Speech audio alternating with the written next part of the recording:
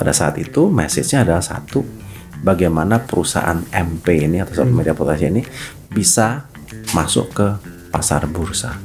Nah, dengan menggunakan buku September 2024 ya kan, kami memberanikan diri untuk mendaftarkan ke IDX. Media Potensia sendiri kita ngelihat dari 10 tahun terakhir, kita bisa bilang CAGR kita sekitar antara 10-12%. Oke. Karena kita ngelihat bahwa industri healthcare ini pasti berkembang. Satu. Dan kedua, dalam kaitan investasi, kami juga berkeinginan untuk bisa mendapatkan investor-investor institusi yang berkualitas.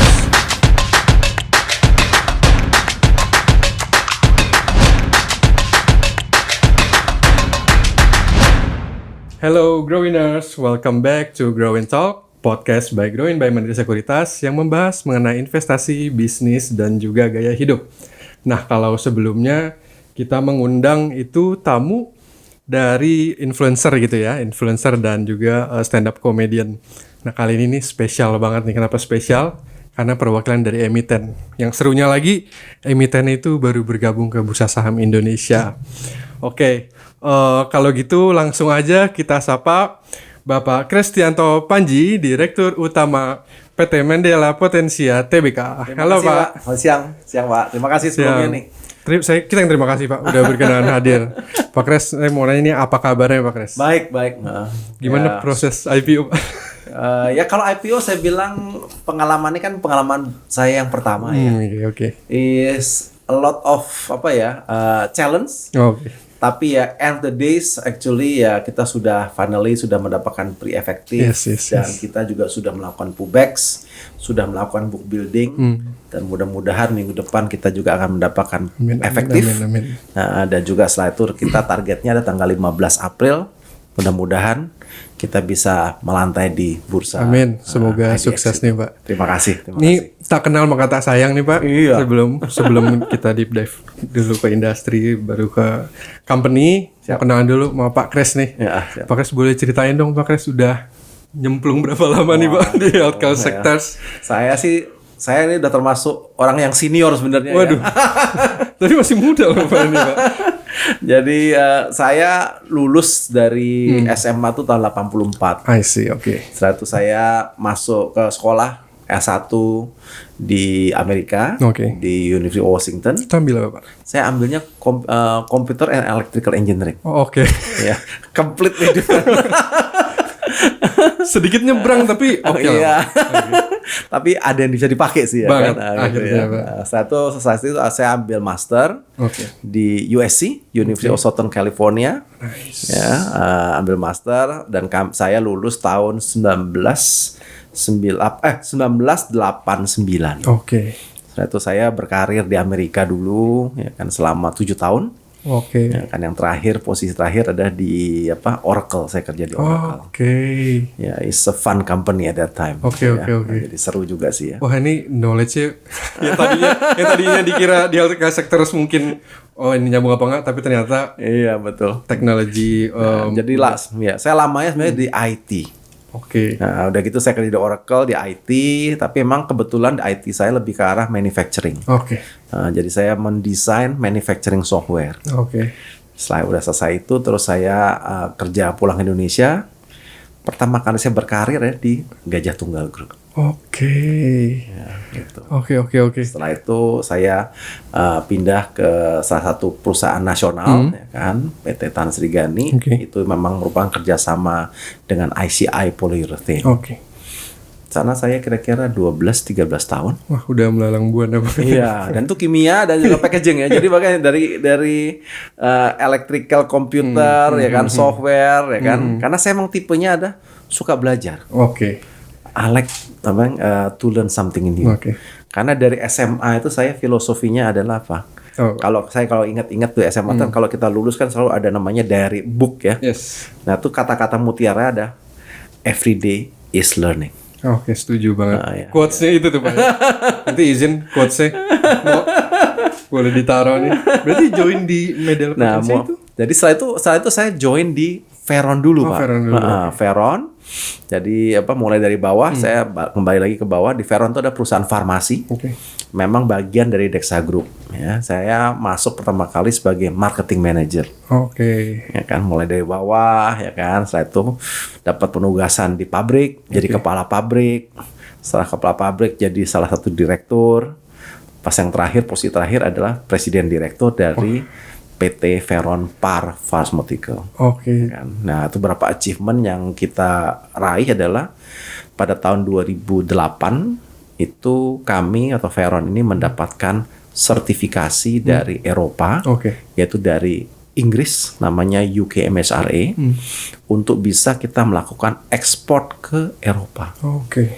Ya, bisa dibilang pada saat itu kita adalah perusahaan yang pertama, perusahaan farmasi pertama yang bisa mendapatkan kepercayaan dari Inggris. UK MSR ini kayak Badan POM Indonesia. Ini itu nggak mudah. Waduh, itu stressful juga itu. Stressfulnya sama kayak IPO gitu. Ya, tapi pengalamannya luar biasa ya kan. Tapi bagus juga, di mana kita juga diharuskan untuk memprioritaskan quality. Karena obat-obatan ini dibilang bahwa gampang-gampang, susah-susah. Tetapi yang paling penting harus dijaga adalah quality. Kita bisa bayangkan ya, kalau kita makan obat atau diinjeksi ya kan, obatnya jelek misalnya, ya kan, atau tidak mempunyai efek yang positif ya kan kayak nggak ada gunanya. Ya, saya sendiri pernah dulu waktu kecil ya diinfus, pas saya diinfus itu badan saya menggigil. Itu rasanya nggak enak banget gitu. Pas infusnya diangkat, dicek infusnya ternyata ada pirogen. Kalau pirogen itu bakteri. Nah, kita bisa bayangkan masukin bakteri ke dalam pembuluh darah kita ya kan. Jadi ya mesti hati-hati gitu. Nah, pada saat itulah saya selalu bilang bahwa pemilihan obat yang masuk ke badan kita itu penting. Jadi jangan sembarangan makan obat. Tapi kita harus tahu apa yang kita makan. Kita perlu baca side effect-nya apa, ya kan? Nah, ini yang saya bilang perlu masyarakat Indonesia juga harus belajar ya kan? Karena kalau dulu zaman saya kecil kadang-kadang dikasih obatnya tuh puyer, Pak. Sempat ngalamin juga. Nah, ya kan? Kecil. Isinya apa? Nggak tahu. Ya kan? Nah, zaman sekarang tuh nggak boleh puyer lagi. Jadi udah tahu harus bahan bakunya apa. Dulu di kertas. Kertas ya dikelintingin gitu ya kan nanti ya gitu. Nah, itu udah nggak boleh lagi itu ya kan. Nah, dari sini. Jadi Veron ekspor juga sudah ekspor ke Inggris. Akhirnya juga kita juga ekspor juga ke Belanda, dan terakhir kami pun juga berhasil ekspor ke Polandia. Jadi sudah melanglang buana dan juga sempat mendapatkan Primaniarta. Ya kan, pada saat itu ya kan, karena menggunakan global brand lah ya, gitu. Jadi ya it's a good and rewarding lah ya. Achievementnya banyak banget tuh Pak. Lumayan, tapi capek gitu ya. Nah, setelah itu saya di Veron kira-kira sekitar 16 tahun. Dapat challenge baru. Ya kan, dia panggil sama atasan, bilang bahwa now I think you have to move on. Ya kan, move on tuh bukan move on jelek gitu. Move on tuh harus mendapatkan challenge yang baru. Maka saya ditaruh di posisi yang namanya PT Medela Potensia. Ya kan, sebagai presiden direktur. Pada saat itu message-nya adalah satu, bagaimana perusahaan MP ini atau Media Potensia ini bisa masuk ke pasar bursa. Ya, ini memang perusahaan yang pertama dari Dexa Group. Itu challenge-nya udah dari tahun berapa tuh Pak? Di challenge kayak gitu tuh Pak? Dari tahun 2022 Pak. Jadi saya masuk itu tahun 2022, bulan Mei. Itu challenge-nya, ayo kita siapin bahwa Medela Potensia harus masuk bursa. Ya kan? Jadi sebenarnya challenge-nya sama. Kalau dulu di Veron bagaimana bisa masuk pasar Eropa, ya kan? Sekarang pasar bursa ya kan? Jadi ya oke, let's do it ya kan? Karena kembali lagi filosofi saya adalah everyday is learning. Saya nggak ada pengalaman di capital market, nggak ada pengalaman. Tapi ya saya belajar ya kan. Waktu saya masih di Veron pun saya juga sempat juga ambil courses ya kan, executive course dari Wharton. Ya kan, memang belajar mengenai yang namanya kayak VC, ya kan, capital market, advanced corporate finance, ya kan, dan lain-lain, valuation. Jadi pada saat itu saya cuma ngambil aja, tapi ya nggak tahu kegunaannya gimana. Tapi sekarang kepake gitu. Ya thanks God lah ya kan, gitu ya. Jadi itulah hal-hal seperti yang itu yang saya syukuri ya kan. Jadi saya jalanin, saya bilang oke. Konsep saya ada ya, mungkin kalau orang bilang kalau penugasan yang challenging seru juga sih ya kan, belum pernah ya kan, udah kita jalanin dulu ya kan, kita review keadaan company ya kan, prosesnya, governance-nya yang paling penting ya kan, terus financialnya bagaimana, dan makanya akhirnya kita juga dengan menggunakan buku September 2024 ya kan, kami memberanikan diri untuk mendaftarkan ke IDX. Nah, jadi itu pengalaman saya gitu Pak. Ya lumayan panjang sih. Panjang. Tapi kalau dari Pak Kres pengalamannya, backgroundnya Pak, ya IT, terus kimia, marketing, kimia. Ya, nih kalau kami nih Pak di product marketing kebetulan, kami di product marketing. Kita justru product marketing yang dimasukkan ke direktorat IT, Pak. Jadi kita bareng-bareng. Jadi Growin itu baru nih Pak aplikasinya. Mungkin aku cerita juga nih Pak, ada background IT-nya juga. Jadi kita develop sendiri. Jadi dibilang bisa kayak anak bangsa. Jadi kita gabung nih Pak di digital transformation. Dan sekarang berubah jadi digital business. Ini challenge juga tuh Pak. Hampir mirip-mirip nih. Pertanyaan Pak kan sudah melalang buana kemana-mana nih. Sama di Media Potensia pun kita nggak bisa lari dari digital ecosystem. Nah, iya, betul. Nanti saya bisa cerita juga ya kan, bagaimana kami itu invest juga cukup besar di IT ya, cuma di software ya kan. Kita juga sudah mulai menggunakan AI ya kan, karena kan yang nggak bisa lari ke sana ya. Nah, itu untuk apa? Ya untuk pengembangan company gitu. Oke. Oke Pak, ini izin aku deep dive dulu. Biasanya aku suka banget dari yang luas banget nih Pak. Kita lebih ke healthcare industry dulu di Indonesia. Kalau ngebahas healthcare industry di Indonesia tuh, aku suka baginya pakai 3 episode nih, Pak Kres. Itu ada before pandemic ya. Before pandemic. Betul. Pandemic period. Terus yang terakhir post pandemic recovery. Sampai saat ini saya percaya itu masih recovery. New normal itu masih sampai saat ini gitu. Waktu di before pandemic itu kelihatan ya Pak. Maksudnya healthcare spending kita memang masih relatif kecil. Itu GDP ya Pak. Itu yang aku baca itu sekitar 2.9%. Betul, masih kecil. Ke GDP itu kecil. Tantangannya banyak. Healthcare infrastructure-nya itu terbatas. Dokter spesialis itu juga belum merata, terutama di rural area. Setuju ya Pak ya? Setuju Pak. Setuju. Aku kebetulan dari keluarga dokter juga Pak.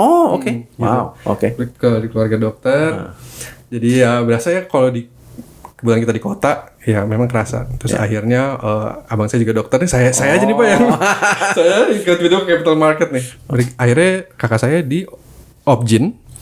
Papa di Opjin juga, profesor dan Opjin. Kakak saya, abang paling tua abang juga Opjin, pindah ke Kuningan. Kuningan Cirebon. Itu berasa ya Pak. Kayaknya sekali ada Opjin situ kayak rame tuh. Ya itu yang kita lihat gitu ya Pak. Lalu masuk ke pandemic nih Pak. Pandemic kita bisa lihat sendiri ya. Hospitals were overwhelmed. Mengerikan. Equipment itu shortage banget. Ya kita bisa kerasa Pak, oksigen kan dulu juga susah banget cari. Tapi di situ ada sedikit mungkin silver lining sekali ya Pak. Healthcare tech. Mulai bermunculan. Adoption. Telemedicine. Apalagi Pak, online pharmacies. Distribusinya mau dari online gitu ya, ke offline. Habis itu sekarang gitu Pak. Sekarang akhirnya healthcare sectors di recovery saat ini jadi key drivers ekonomi. Rumah sakit di mana-mana, klinik baru, job creations ujung-ujungnya. Nah, tadi kan Pak Kres cerita nih, udah banyak banget pengalamannya. Nah, di pengalaman di 3 episode ini, opportunity apa nih yang Pak Kres dan teman-teman tuh tangkap gitu untuk jadi ke bisnis Media Potensia itu? Ya, memang kalau saya lihat tepat sekali kalau kita membagi zaman itu sebagai pre-pandemic. Pandemic dan post pandemic. Kalau zamannya pre pandemic itu memang healthcare is growing, ya, karena dengan adanya BPJS, ya kan, otomatis people itu juga berani pergi ke rumah sakit, ya, Mau kalau sakit batuk udah mulai ke rumah sakit, walaupun sebenarnya bisa self medication ya. Tapi ya udahlah katanya obatnya gratis semua ya. Jadi saya lihat sih bahwa awareness mengenai kesehatan itu bagus. Tapi memang awareness-nya itu adalah tunggu sampai sakit. Ya, kalau pre-pandemic ya, tunggu saya sakit baru kalau saya sakit saya ke rumah sakit. Ya. Mindsetnya gitu. Ya. Datanglah COVID ini ya. COVID saya masih ingat tahun 2019 akhir 2020 lah ya kan. Itu cukup buat saya terutama yang di healthcare ya itu cukup mengerikan. Ya, saya juga punya anak buah yang meninggal karena COVID ya kan. Kenapa? Karena kalau kita lihat ya, kalau obat pada saat itu memang belum ada obat. Gak ada yang tahu. Di seluruh dunia gak ada yang tahu obatnya apa. Semua bingung tuh. Semua bingung ya kan. Akhirnya pada saat itu ya tebak-tebakan. Obatnya adalah hidroksikloroquine. Ya kan? Nah pada saat itu kebetulan kami nggak pernah udah lama nggak buat sih. Tapi kita punya nomor registrasi hidroksikloroquine dan kloroquine itu yang istilahnya ya masih aktif tapi udah kita nggak jual karena itu dulu sekali dipakai buat obat malaria. Ya, akhirnya kita mesti Kemenkes telepon yang punya kita tolong dibuatin. Pada saat itu kita nih ya Dexaku berkomitmen kita akan support dan kita akan donasikan 100% kloroquine maupun hidroksikloroquine. Jadi kita import barang dari India ya kan. Kita produksi ya kan dan 100% semuanya tidak kita jual satupun, kita donasikan pada saat itu ke Kementerian Kesehatan dan juga ke BNPB. Donasi itu. BNPB kan bagian apa bencana. Ya. Nah, karena pada zaman COVID itu yang berkuasa, bukan kuasa yang punya in charge adalah BNPB. Ya, masih zamannya Pak Doni Monardo. Nah, setelah itu waktu berjalan ya kan dan juga mulai kekurangan yang namanya apa? Yang namanya masker. Ya, saya ngalamin masker yang biasanya harganya 20-30 ribu pada saat itu bisa 400 ribu. Pada orang pada borong. Ya. Masker. Terus gitu untuk yang namanya baju asmat ya kan untuk baju dokter juga kurang. Banyak sekali dokter yang meninggal. Ya. Masalahnya apa? Karena kita nggak ada pabriknya. Untuk kayak gitu kita semua import. Ya. Sampai sekali nggak ada tuh Pak? Di Indonesia nggak ada. Kan, jadi import. Nah pada saat itu ya kan mulailah beberapa pengusaha memberanikan diri untuk mulai buat pabrik. Ya pada saat itu memang ketua daripada penanggulangan COVID itu kan dulu Pak Luhut sama Pak Erlangga. Ya. Jadi kita semua dihimbau untuk membuat pabrik ya. Tapi buat pabrik kan nggak bisa langsung jadi. Ya. Dan kami juga akhirnya istilahnya terpanggil lah ya kan. Jadi walaupun kita lamanya buatnya banyak di farmasi, akhirnya kita memberanikan diri membangun pabrik medical device. Kita beri namanya Deka Metric Medica.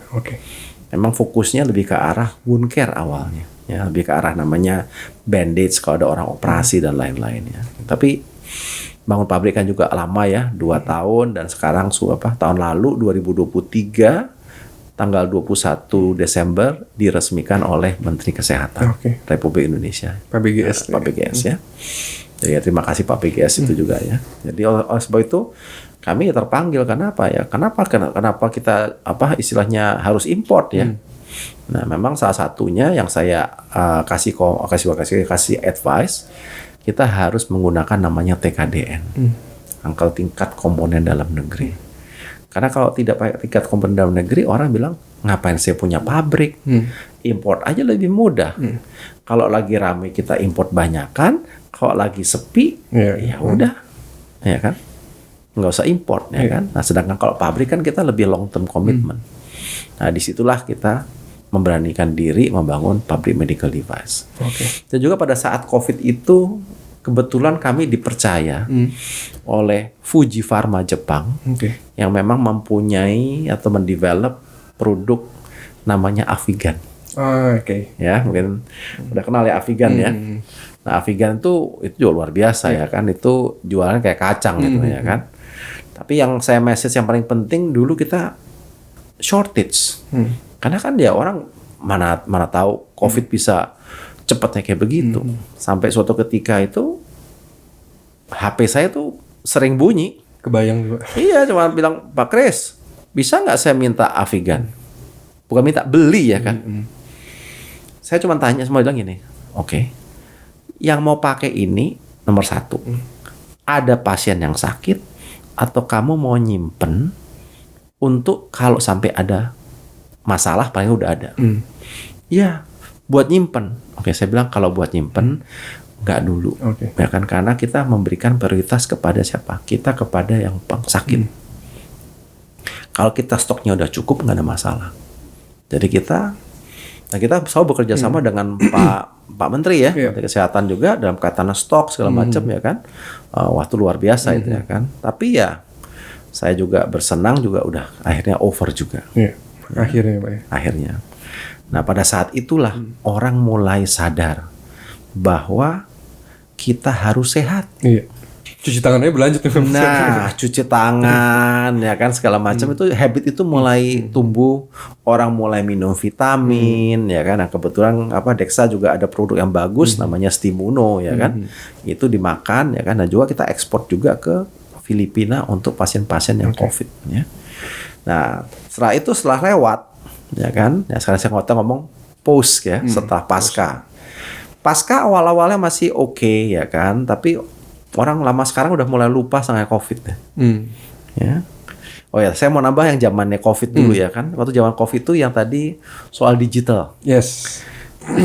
Itu kan orang kan istilahnya bukan lockdown ya, pokoknya PSBB ya kan gitu ya kan. Nah, nggak boleh kemana-kemana ya kan. Nah, orang sakit kan butuh obat. Disitulah kami kebetulan juga sudah mendevelop namanya Go Apotek. Apotek online lah. Yes. Ya. Awalnya dulu waktu kita buat nggak ya orang males ya. Tapi semenjak COVID, waduh demandnya luar biasa. Ya, kita bekerja sama dengan Tokopedia dan lain-lainnya ya untuk bisa untuk pasien-pasien yang sakit itu beli obatnya lewat online aja. Online, yes. Ya kan kita bekerja sama dengan pada saat itu sekitar 4.000 apotek ya, sekarang udah 6.000 7.000 ya apotek ya kan.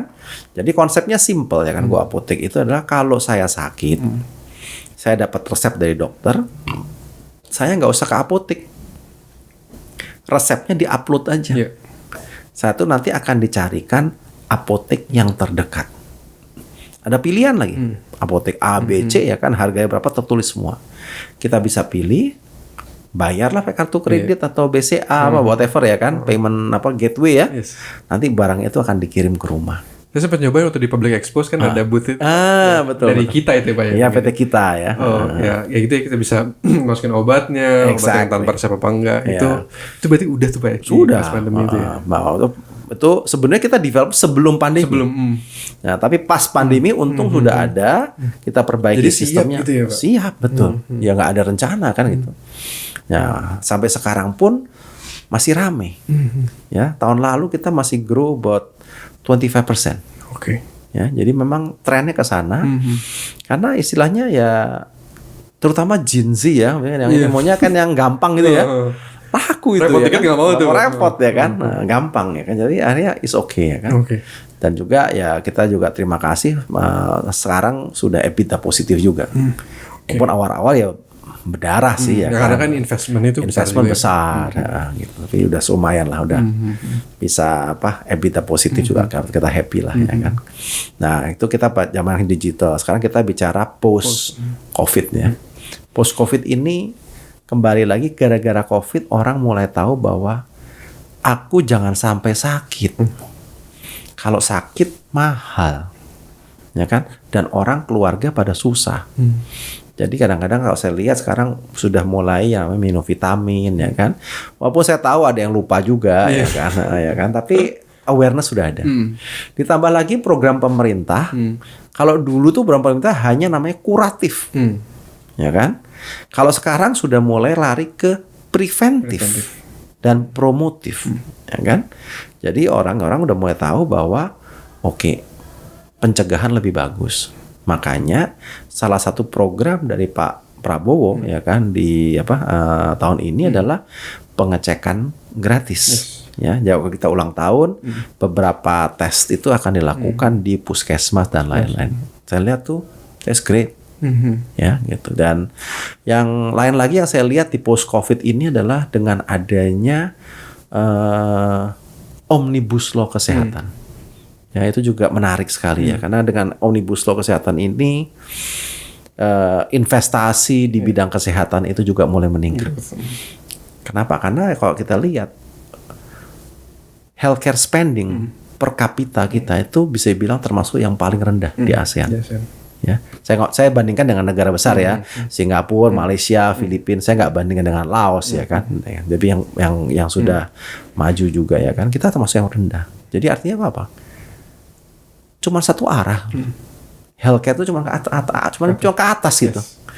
Beda sama pasar saham misalnya turun ya. Oh ini naik terus ya Pak? Iya, ini naik terus ya kan. Dan jika kita lihat Medela Potensia sendiri, kita ngelihat dari 10 tahun terakhir, kita bisa bilang CAGR kita sekitar antara 10-12%. Oke. Wow. Gitu. Jadi ya lumayan lah ya. Gitu. Nah, oleh sebab itu ya saya menghimbau adalah yuk kita sama-sama membesarkan dunia kesehatan kita bersama-sama. Setuju. Ya. Jangan sampai kita itu tergantung daripada luar negeri. Oke. Karena kalau dulu ada namanya WHO, ada namanya WTO. Tapi sekarang nih, zaman sekarang nih, mulai negara-negara mulai memikirkan negara masing-masing. Trump aja. Iya, ya kan. Jadi oleh sebab itu kita juga harus memikirkan kita sendiri. Kita juga itu. Kita nggak bisa tergantung sama orang lain. Makanya saya juga suka dengan salah satu programnya dari Omnibus Law transformasi kesehatan itu, yang nomor 3 itu adalah salah satunya dia bilang bahwa kita harus punya industri kesehatan sendiri. Baik itu obat, vaksin maupun medical device. Ya, itu paling penting. Yang penting juga adalah yang nomor 5 adalah yang tadi dibilang, dokternya kurang. Dokternya, betul. Ya. Nah, sekarang sudah boleh kan istilahnya dokter asing boleh. Ya kan. Kalau memang dibutuhkan. Satu, kedua, sekolah dokter spesialis tidak harus di 1-2 misalnya universitas tertentu, tapi bisa di hospital base ya kan. Jadi kalau saya lihat is good lah ya kan. Nah, makanya kalau saya ngelihat ke depannya ini kesehatan mestinya is a promising. Setuju Ya kan. Makanya kita di sinilah kita kebetulan juga berada di industri yang pas ya kan. Jadi pas banget gitu ya kan. Oke. Kalau tadi yang Bapak ceritakan itu untungnya secara perseroan tuh bisnisnya banyak banget ya Pak. Iya, betul. Luas banget. Luas ya, kami luas ya. 40 tahun beroperasi. Iya. Luas. Aku lihat, aku main ke Public Expos, lihat Pak Kres present dan juga jajaran. Banyak banget Pak. Banyak banget perseroannya. Ada AM. Iya, betul. Distributor. Iya. Dan sampai juga ada pemasarannya. Iya, betul. Dan sampai ada kita yang kita sebutin. Nah, boleh cerita satu persatu nggak Pak? Boleh, biar kenal nih Pak. Ya. Nah, kalau kita lihat PT Medela Potensia itu sebenarnya adalah kelompok daripada beberapa perusahaan di bawah. Di bawahnya itu ada 5 perusahaan. Perusahaan yang pertama adalah AAM atau Anugerah Argon Medica. Nah, ini memang khusus untuk perusahaan distribusi. Ya. Di Indonesia untuk 3 sektor. Nomor 1 adalah farmasi, yang kedua consumer health kayak vitamin dan lain-lain, yang ketiga medical device. Ya, ini penting juga dan kita merupakan salah satu perusahaan distribusi yang terbesar di Indonesia. Ya, saya tidak klaim yang paling besar, tapi salah satu yang terbesar. Ya, yang kedua kita juga ada perusahaan kayak AHM, tapi adanya di Kamboja. Ya, itu namanya Dynamic Argon Cambodia. Ya kan, memang populasi masih kecil di sana, tapi maju. Ya, jadi kita lihat bahwa growing ya, makanya kita invest di sana juga. Yang ketiga kita ada PT namanya Jembatan 2. Jembatan 2 ini memang fokusnya lebih ke arah sales and marketing.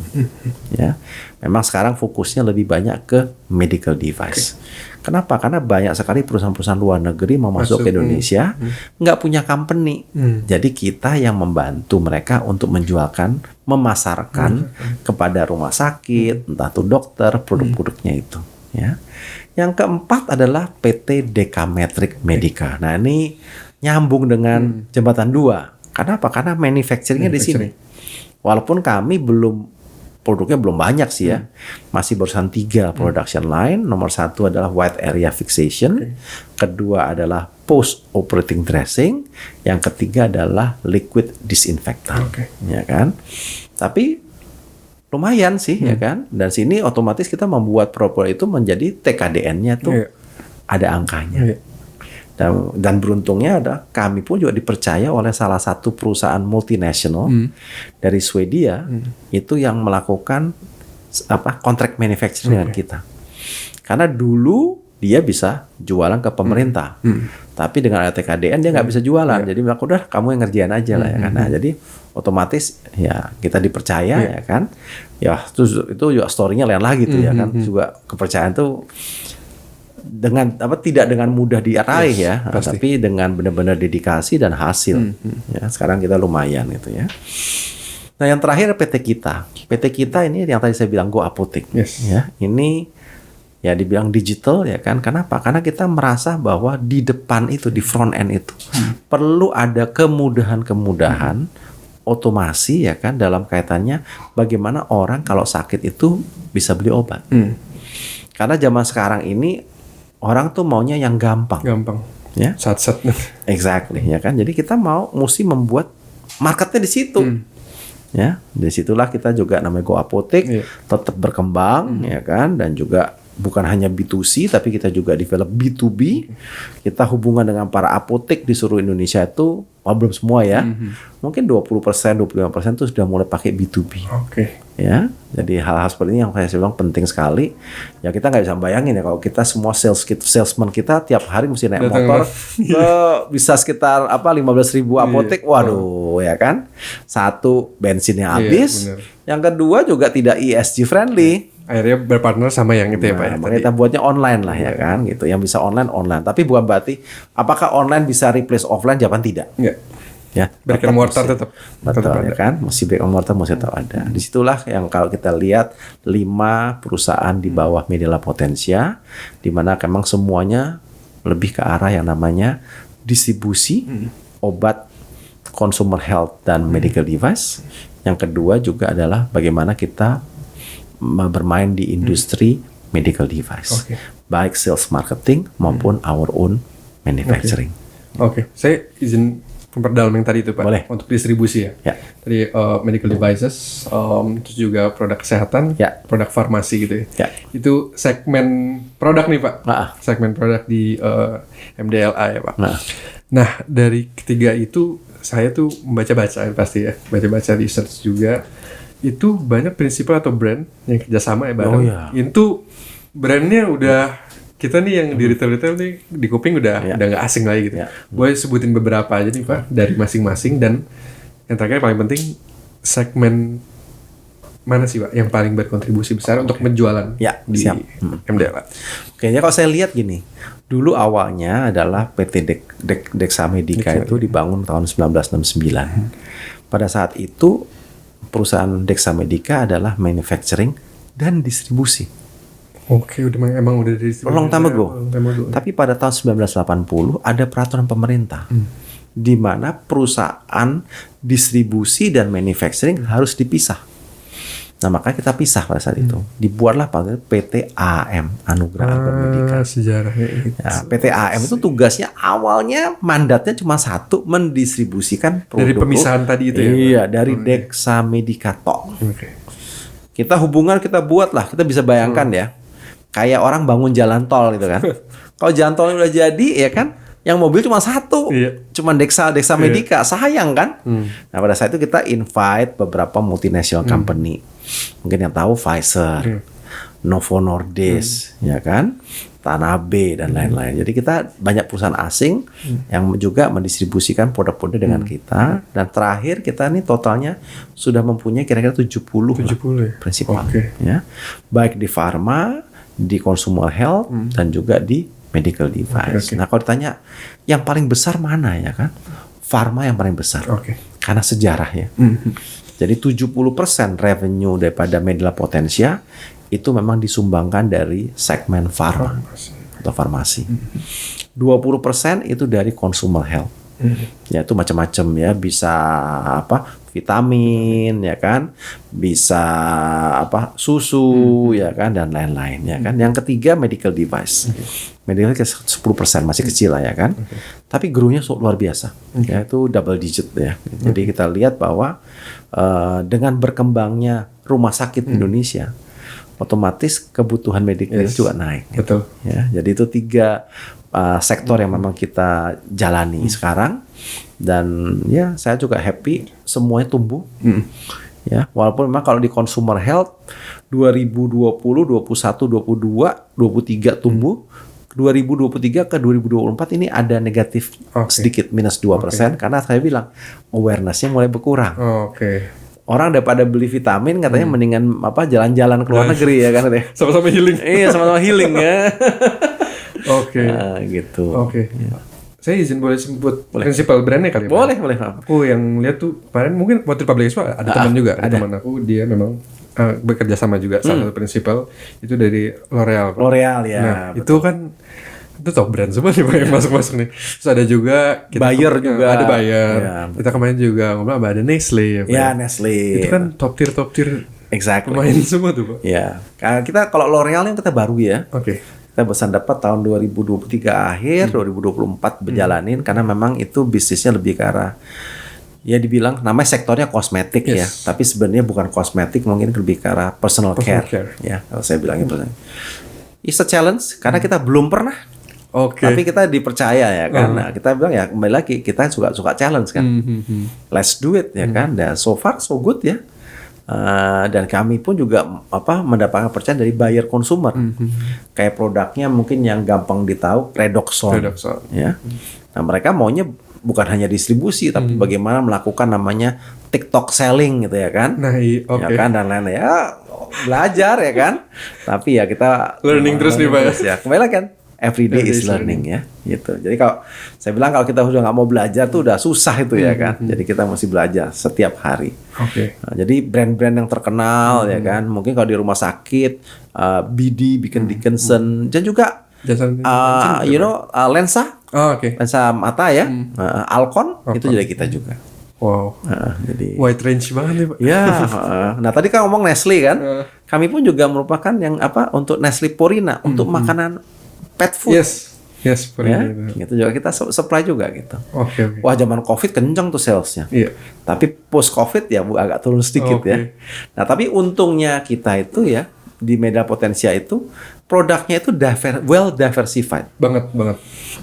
Saya kasih contoh ya. Waktu zaman COVID orang tuh takut ke rumah sakit.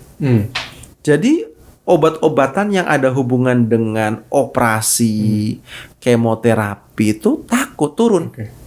Karena orang mau ke rumah sakit mau operasi nggak mau. Jangan-jangan saya ntar bakal kena COVID. Ya kan? Malah lebih takut COVID-nya itu dibanding bawaannya. Betul. Tapi produk salesnya COVID ya kan, untuk yang kayak Avigan dan lain, kencengnya luar biasa. Masker juga kenceng, ya. Makanan pet food juga kenceng. Post COVID, orang sekarang dikasih Avigan juga nggak ada yang mau. Jadi salesnya ada yang tadinya gede kayak tinggal cerot. Dulu dikasih Avigan tuh kalau yang ke Wisma Atlet. Betul ya kan. Nah kalau sekarang orang yang maunya apa? Operasi rame. Jadi artinya bahwa COVID-nya turun, non COVID-nya naik. Zaman COVID-nya naik, non COVID-nya turun. Tapi ya kita banyak berterima kasih lah ya. Tapi ya angka-angkanya selalu kita tumbuh double digit. Keren Pak. Mau bahas ekspansi tadi Pak? Ya. Ekspansi ke Kamboja, ada Philippines juga gitu ya. To be precise nih Pak, saya mau tanya why Kamboja gitu ya Pak. Betul why Kamboja gitu. Terus juga apakah ke depannya ini Media Potensia akan penetrate ke emerging countries lainnya di Southeast Asia gitu. Itu gimana Pak? Kalau kita Kamboja aja ceritanya gini Pak, mungkin sekitar 25 tahun yang lalu itu Dexa Medica masuk ke Kamboja. Udah 25 tahun yang lalu justru ya. Jadi didistribusikan produk-produk kita tuh didistribusikan oleh perusahaan lokal, yaitu namanya Dynamic tadi. Nah, dengan berjalannya waktu ya kan otomatis ownernya Dynamic itu kan makin lama makin tua. Nah, kita bilang yuk kita make it more professional ya kan. Akhirnya kita sepakat untuk membuat namanya JV. Kita 75, mereka 25. kita bangun di sana.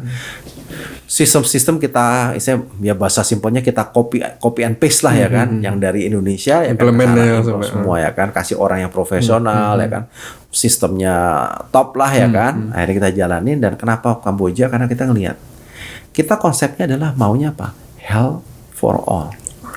Ya. Nah, kalau kita lihat bahwa Kamboja itu pada saat itu kan habis perang kan, ya habis perang saudara ya kan.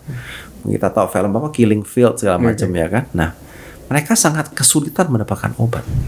Nah, kalau kita membawa konsep bahwa health for all, kita nggak boleh mikir, oh dia negara susah, enggak.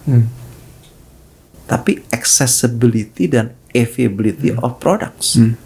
Bagaimana produk itu bisa diakses dan ada barangnya. Tapi kembali lagi yang penting juga apa? Good quality product, ya kan? Kalau produknya jelek ya jangan mau lah, ya kan? Yang terakhir yang paling penting ada affordable price. Saya nggak ngomong cheap price ya, tapi affordable price. Tergantung daripada pasarnya, ya. Jadi konsep kita dalam kaitannya ini adalah ya bagaimana kita bisa melakukan accessibility dan availability of the products, ya. Produknya apa? Adalah good quality product yang mesti apa? Mesti affordable price. Ya, makanya itu kita taruh di sana. Itu gak gampang tuh Pak. Quality product terus affordable. Iya, semuanya mau ya kan. Ya gitu. Tapi ya berhasil lah ya kan. Kita di Kamboja bisa bilang sekarang nomor 3 lah ya kan di Kamboja. Jadi saya tahu lah nggak banyak company itu mau invest di Kamboja. Tapi kita dengan sadar kita invest di sana karena kembali lagi konsepnya adalah health for all. Jangan hanya orang-orang, sorry itu sih bahasanya, hanya orang kaya yang menikmati obat. Tapi semua level, baik top, middle, and bottom itu harus bisa dapat akses dan bisa membeli ya, karena mendapatkan produk-produk yang bagus. Fun fact about Kamboja Pak, saya pelajarin sedikit itu, konsumennya itu untuk healthcare spendingnya Pak ya, consumption saya itu yang saya baca 60% dari mereka itu untuk pembayaran out of pocket sendiri. Betul. 60%. Sisanya insurance, ada BPJS mereka lah ya. Betul. Itu kan potensinya besar Pak sebenarnya. Betul. Oke. Jadi kita lihat sekarang waktu dulu ya, tuh sekarang saya udah agak transformasi sedikit ya. Sejak tahun lalu jadi sudah mulai government di Indonesia di Kamboja itu ngelirik. Indonesia tuh berhasil BPJS ya. Dia mulai menerapkan semacam ya. Nggak sama ya, tapi semacam kayak BPJS di sana. Gitu. Nice. Ya, artinya apa kalau dulu? Artinya apa? Pasti penggunaan obat di Kamboja akan naik gitu kan? Pasti. Ya. Gitu. Nah, aksesnya makin gampang. Betul ya kan? Karena kalau kita lihat kalau misalnya di Amerika ya udah bagus semuanya kan. Semua company mau masuk ke Amerika ya kan. Coba suruh masuk ke Kamboja mikir. Kan? Ya kan, waduh di mana itu ya kan? Jadi investornya gimana gitu. Nah, tapi kalau kita konsepnya bukan soal untung atau rugi, ya komersial pasti ada faktornya, tapi adalah health for all. Ya, karena kita memikirkan bahwa kita ini semua makhluk Tuhan ya kan, yang harus mendapatkan hak sama. Tidak harus ada orang di kampung, orang di kota sama lah gitu. Ya. Kalau untuk ekspansinya tadi Pak, pertanyaan yang kedua itu, kita in the future, saya mengenvision tuh begini, Medela Potensia itu adalah kembali lagi kan bisnis kita ada satu distribusi. Kita sudah bisa mendistribusikan produk-produk itu yang farmasi, consumer health maupun medical device di Indonesia dan di Kamboja. Saya ngelihatnya maybe another 5-10 years. ASEAN itu akan dilihat oleh orang asing sebagai satu market, yaitu ASEAN market. Penduduknya 600 juta loh. ASEAN 600 juta. As big as Europe. Ya. Jadi kalau Europe namanya EU, European Community kan, EU ya kan. Nanti mungkin ASEAN Community ya kan. Nah, gimana ya saya nggak bisa bayangkan, tapi nanti akan ada namanya orang akan masuk bahwa bisa nggak distribusi produk untuk the whole ASEAN. Nah, kita udah ada di Indonesia, kuat, jagoan, ya kan. Kamboja kuat juga, jagoan ya kan. Tapi kita kan nggak ada di negara-negara lain. Ya. Jadi kita juga berpikiran bukan artinya kita mau melakukan akuisisi, bukan. Kita coba mencari partner yang bisa kita kolaborasi. Zaman sekarang ini zamannya kolaborasi. GV dong Pak berarti. Iya, bisa GV ya kan. Harus sama di Kamboja kita juga GV. Kita harus menghormati namanya lokal ya. Yes. Ya, karena they know better than us ya. Kita bagus dalam hal teknologi, sistem, tapi they know better about like regulation. Oke. Ya, jadi kita juga mau mungkin kita kerjasama dulu, mungkin JV dan lain-lainnya. Itu nomor satu. Yang kedua adalah medical device ini kita in the last 3 years tuh grow-nya sekitar 20%. Wow. Ya, jadi kita mesti ngapain? Kita mesti cari-cari produk apa lagi yang bisa kita kerjakan. Itu benchmarknya makin gede tuh. Exactly, ya kan? Nah, tapi yang paling penting adalah bisa membangun industri medical device di Indonesia. Kita beruntung punya 3 line ya. Tapi kalau lihat di Indonesia ini perusahaan medical device memang banyak ya. Tapi fragmented. Kecil ya kan. Kalau yang benar-benar yang fokus ke industrial ya, industri itu gak banyak. Ya, Gak banyak pemain juga. Nah, kalau saya lihat sih less than 10 ya mungkin saya lihat ya. Tapi yang kecil-kecil banyak. Ya kan? Nah, kita maunya adalah bagaimana medical device industry ini bisa nanti maju seperti farmasi. Integrated ya kan, punya R&D dan lain-lain. Sekarang masih belum R&D, masih kecil ya. Yes. Kan? Gitu. Dan saya lihatnya ke arah sana. Jadi kita nomor 1 di media mencari potensi-potensi prinsipal baru yang produknya dibutuhkan di Indonesia. Satu. Kedua adalah yang sudah kerjasama atau yang makan ini ada bagaimana membawa teknologi ke Indonesia dan dilakukan production di Indonesia. Ya. Karena kita juga jangan tergantung sama luar negeri, import terus gitu ya kan. Ya TKDN lah kita harapkan. Oke. Ya, berarti bisa dibilang nih kalau pemerintah bilang hilirisasi bisa juga di healthcare sebenarnya. Betul. Ya bahasa kerennya hilirisasi ya, betul. Oke.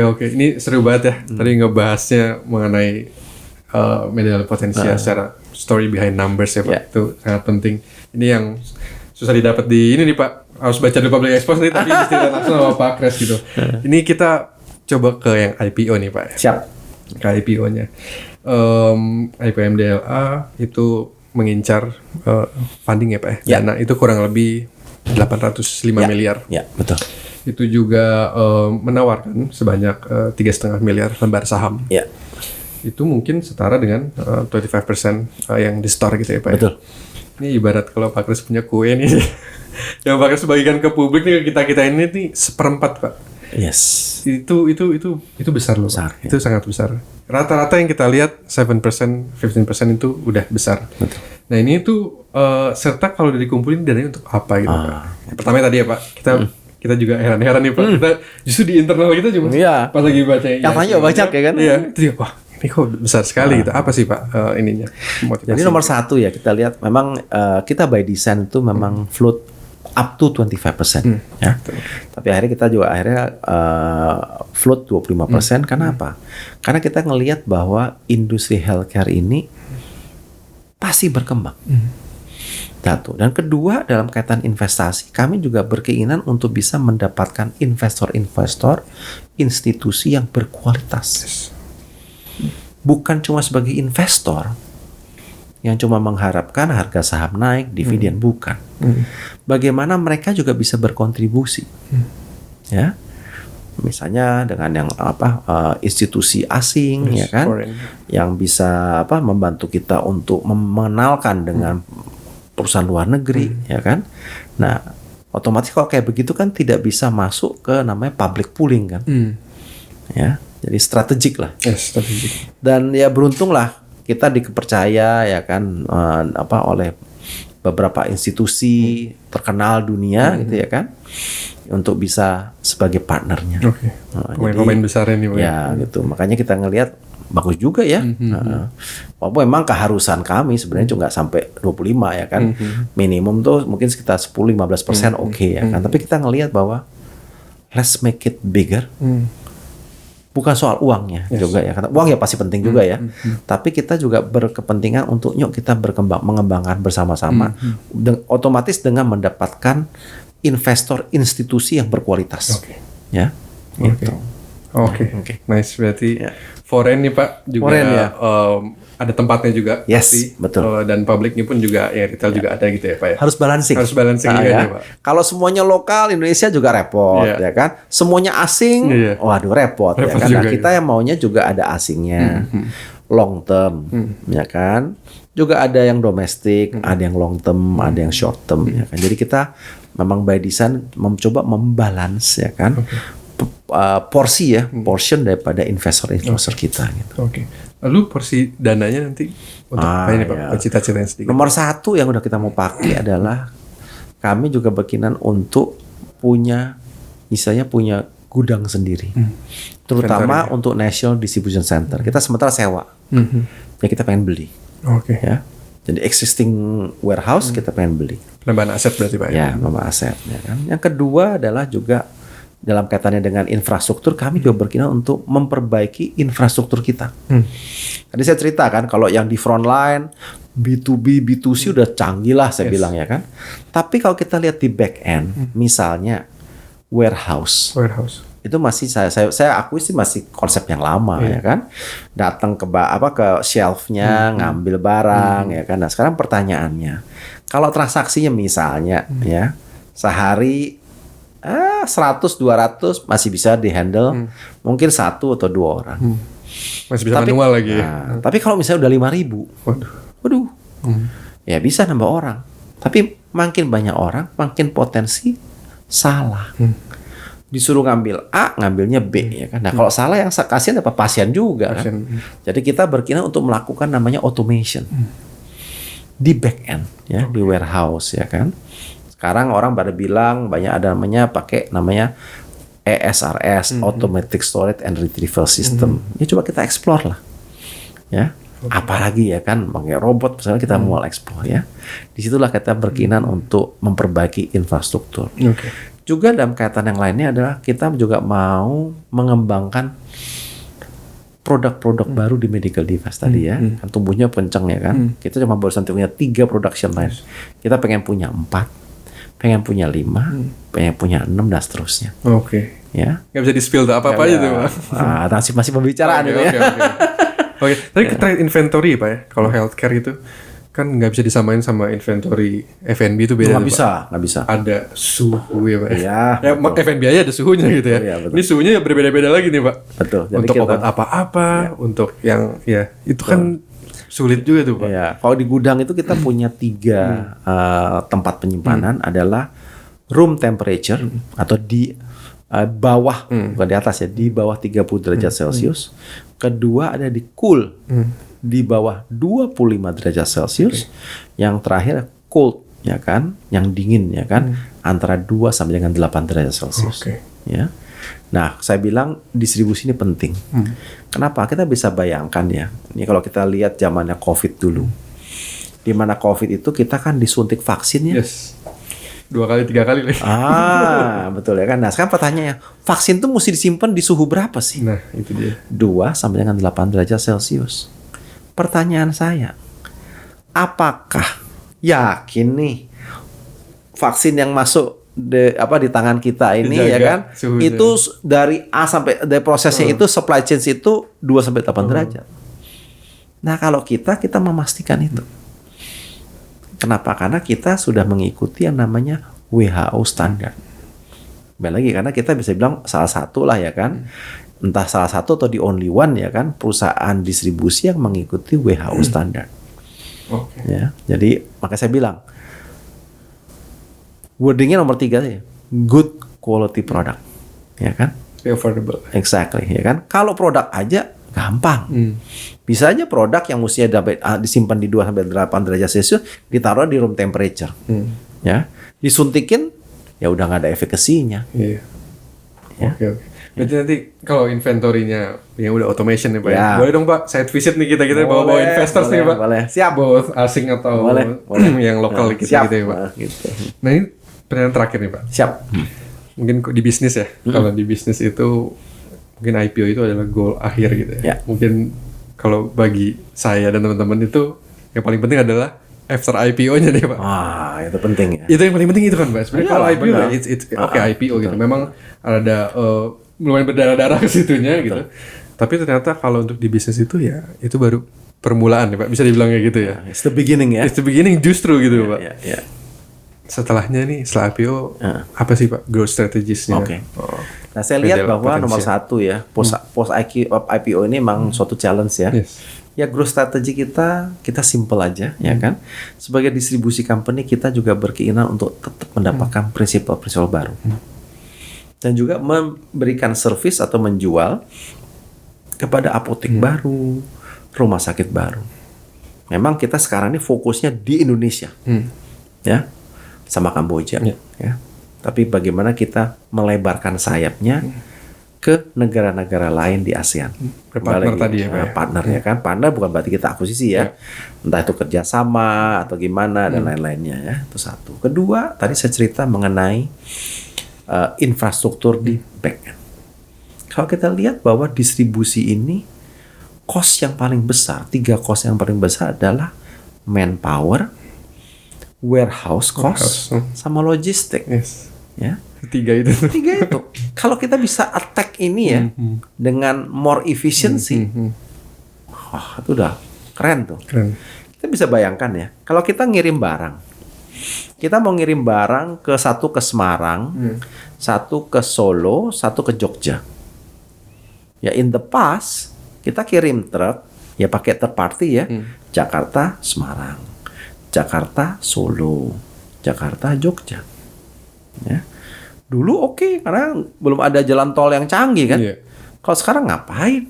Mendingan satu truk lebih besar, kirim ke Semarang dulu. Satu kali jalan. Semarang ke Jogja. Jogja ke Solo. Ya kan? Ongkosnya yang tadinya 3 kali, itu bukan satu, tapi mungkin 1,5 kali kan.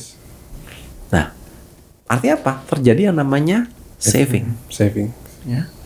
Nah, ini yang kita lihat bahwa efisiensi penting, ya itu yang nomor 2. Nomor 3 tadi saya juga beritakan bagaimana kita itu bisa mendapatkan produk-produk baru, terutama di medical device, baik import maupun yang kita bisa lakukan local production. Nah itu growth kami ya kan untuk kedepannya gitu.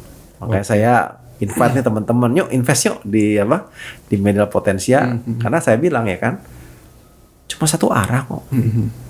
Di Indonesia cuma arah ya cuma satu, naik. Kamboja juga mesti naik. Ya. Dan yang menarik ada gini. Healthcare ini tidak mengenal harga saham naik atau turun, tidak mengenal resesi, ya kan? Karena kalau orang sakit kayak bisa bilang, sorry ya gua nggak mau sakit dulu dah. Karena gua mau jalan-jalan dulu nggak bisa, ya kan? Ya, jadi kalau kita bilang bahwa industri healthcare ini adalah industri yang defensif. Ya bisa diartikan positif, bisa diartikan negatif ya kan. Tapi kalau kita ngelihatnya positif apa bahwa kita bisa membuktikan bahwa in the past 10 years selalu grow. Ya. Kita harapkan juga grow terus nih Pak ke depannya. Ya, makanya. Thank you banget Pak Kres nih cerita. Wah, ini benar-benar langsung dari Pak Kresnya. Siap. Kayak entertain banget nih Pak. Iya. Kayak gitu.